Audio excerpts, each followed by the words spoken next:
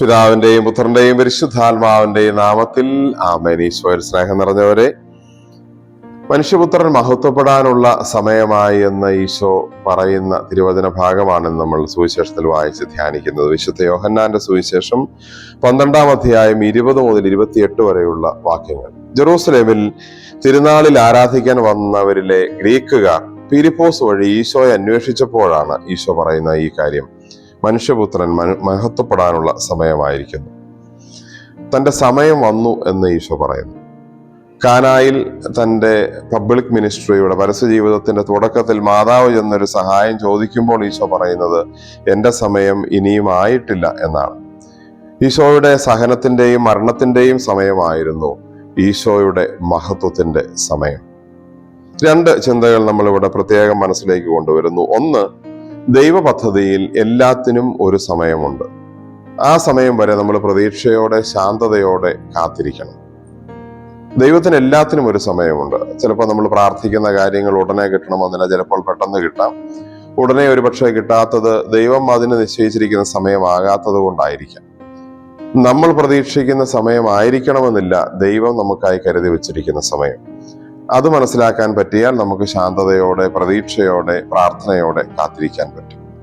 അതുകൊണ്ട് ദൈവത്തിന് എല്ലാത്തിനും ഒരു സമയമുണ്ട്. രണ്ടാമത് നമ്മൾ ശ്രദ്ധിക്കുന്ന കാര്യം, ഈശോ എന്ന നസ്രത്തുകാരൻ ക്രിസ്തു എന്ന ലോകരക്ഷകനായി മാറിയത് തൻ്റെ സഹനത്തിലാണ്, കുരിശിലാണ്. നമ്മുടെ സഹനങ്ങളിലാണ്, അകാരണമായ നമ്മുടെ പാടുപീടകളിലും കഷ്ടപ്പാടുകളിലും സഹനങ്ങളിലുമാണ് നമ്മളിലെ ദൈവത്വം വെളിപ്പെടുന്നത്. ഈശോയിലെ ദൈവത്വം അല്ലെങ്കിൽ രക്ഷകനായ ആ വ്യക്തിയെ ലോകം മുഴുവൻ കണ്ടത് കുരിശിലാണ്.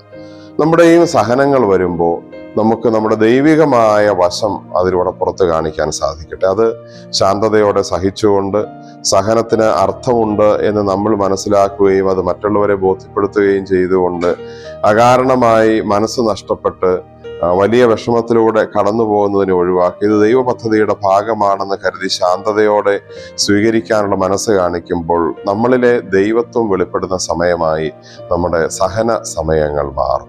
നമുക്ക് അങ്ങനെ ആയിരിക്കാനായിട്ട് സാധിക്കട്ടെ. പ്രാർത്ഥിക്കാം. കർത്താവായ ഈശോയെ, ഞങ്ങൾ അങ്ങേ ആരാധിക്കുന്നു, സ്തുതിക്കുന്നു, നന്ദി പറയുന്നു. ഞങ്ങളുടെ സഹനങ്ങളുടെ സമയം ഞങ്ങളിലെ ദൈവത്വം വെളിപ്പെടുത്താൻ അങ്ങ് അനുവദിക്കുന്ന സമയങ്ങളാണെന്ന് ഞങ്ങൾ മനസ്സിലാക്കുന്നു. ആ അവസരങ്ങളിൽ മനസ്സ് പതറാതെ, ദൈവം ഞങ്ങളെ കൈവിട്ടോ എന്ന് ചിന്തിക്കാതെ, ഇത് ദൈവം ഞങ്ങളുടെ ജീവിതത്തിൽ പ്രവർത്തിക്കുന്ന, ഞങ്ങളിലെ ദൈവത്വം കാണിക്കാൻ ദൈവം ഞങ്ങളോട് ആവശ്യപ്പെടുന്ന സമയമാണെന്നുള്ള ബോധ്യത്തിൽ ഞങ്ങളുടെ വേദനകളിലും കഷ്ടപ്പാടുകളിലും സഹനങ്ങളിലും മനസ്സ് പതറാതെ ദൈവത്തിൽ ആശ്രയിച്ച് പ്രതീക്ഷയോടെ ശാന്തതയോടെ ആ വേദനകൾക്കപ്പുറത്ത് ദൈവം ഒരു സന്തോഷത്തിന്റെ പുലരി തരും എന്ന വിശ്വാസത്തോടെ പ്രസന്നതയോടെ ആയിരിക്കാൻ ഞങ്ങളെ സഹായിക്കണം. നമ്മുടെ കർത്താവ് ഈശോ മിശിഹായുടെ കൃപയും പിതാവായ ദൈവത്തിന്റെ സ്നേഹവും പരിശുദ്ധാത്മാവിന്റെ സഹവാസവും നാം എല്ലാവരോടും കൂടെ ഉണ്ടായിരിക്കട്ടെ, ഇപ്പോഴും എപ്പോഴും എന്നേക്കും. ആമേൻ. ഈശോ മിശിഹായ്ക്ക് സ്തുതിയായിരിക്കട്ടെ.